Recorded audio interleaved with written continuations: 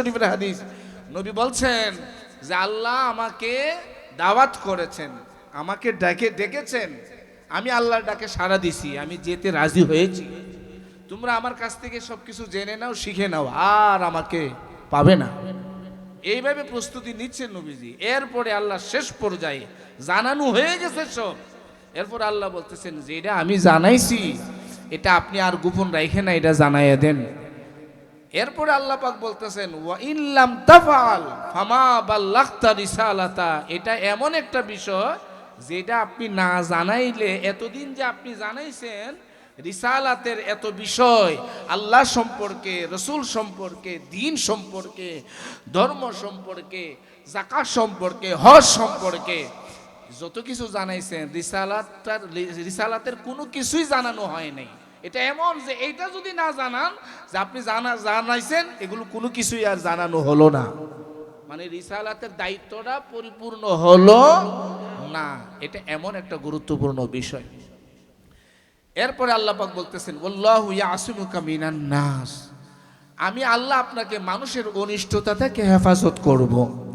আচ্ছা, মানুষের অনিষ্টতা কেন হবে? ওই সময় তো ইসলাম কায়েম হয়ে গেছে, এখন শেষ, এখন আর কাফেরদের আক্রমণ করার কি আর কোনো সুযোগ? তাইলে আল্লাহ এই কথা বলে কেন? বোঝা গেল এটা এমন একটা বিষয় যেটা বললে মুসলমানদের মধ্যে কিছু মুনাফিক এটার জন্য নবীর সাথে দুশমনি করতে, এজন্য আল্লাহ পাক অগ্রিম বলছেন, দুস্থ আমি আল্লাহ আপনাকে হেফাজত করব ওই সমস্ত মুনাফিকদের কাছ থেকে। এগুলো নিয়ে আপনি চিন্তা করেন, আপনি এটা জানাইয়ে দেন, এটা গুরুত্বপূর্ণ বিষয়। আল্লাহর নবী সবাইরে ডাকলেন, লক্ষ সাহাবার কাফেলা, সামনে যারা গেছে তাদেরকে নিয়ে আসো, পিছনে যারা আছে তাদেরকে আসতে বলো। প্রচন্ড রৌদ্রের তাপ, নবীজি সবাইরে একত্র করতে বললেন এবং মিম্বর সাজানো হইল, মেহরাব সাজানো হইল নবীজিকে ছায়া দেওয়ার জন্য। ওখানে দাঁড়ায়া উঁচা জায়গা নবীজি খুতবা দিবেন, বক্তব্য দিবেন। সবাই একত্র হইল, অপেক্ষা করলো নামাজের পর। নবীজি দাঁড়াইলেন, দাঁড়াইয়া আল্লাহর নবী বললেন যে আলাস্তু আউলা বিকুম মিন আনফুসিকুম, আমি কি তোমাদের প্রাণের চাইতে অধিক আপন নই? সাহাবীরা বললেন কলু বালা, নিশ্চয় নিশ্চয়। নবীজি বললেন আল্লাহ আমার মাওলা, আমি সকল উম্মতের মাওলা, আল্লাহ আমার মাওলা, আমি সবার মাওলা।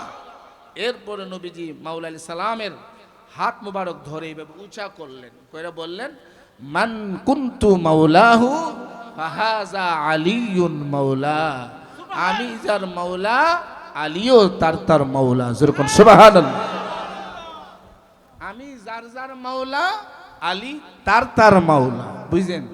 আমি যার মাওলা আলী তার মাওলা। আচ্ছা, মাওলা আলী আলাইহিস সালাম কার মাওলা বলেন তো? মাওলা আলাইহিস সালাম আমাদের সকলের মাওলা। মাওলা আলাইহিস সালাম আমাদের সকলের মাওলা। শুধু আমাদের মাওলা? সাহাবীদের মাওলা। শুধু সাহাবীদের মাওলা? নবীদেরও, বলেন না, নবীদেরও মাওলা। এই জন্য আমি লিখছি মাওলা তুই রে তুই জগতের মাওলা, গাদির ঘুমে বলছেন আমার নবী কামলিওয়ালা, মাওলা তুই রে তুই, মাওলা তুই রে তুই জগতের মাওলা, গাদির ঘুমে বলছেন আমার নবী কামলিওয়ালা, মাওলা তুই রে।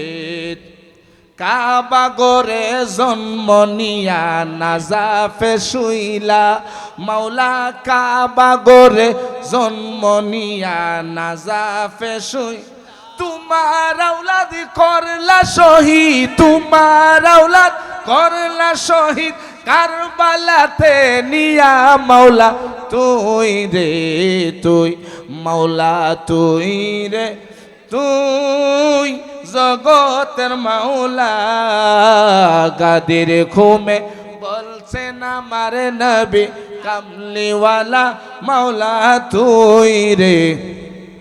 বেলায়তের বাদশা হইয়া জগতে আসিলা, মাওলা বেলায়তের বাদশাহ হইয়া জগতে তরিকতের ইমাম বানাও, তরিকতের ইমাম নাও বেলায়ত দিয়া মাওলা তুই রে তুই, মাওলা তুই রে তুই জগতের মাওলা। গাদির ঘুমে বলছেন আমার নবী কামলিওয়ালা মাওলা তুই রে, তুমি আল্লাহর মহাশক্তি, তুমি আসাদুল্লাহ মাওলা, তুমি আল্লাহর মহাশক্তি, তুমি আসাদুল্লাহ।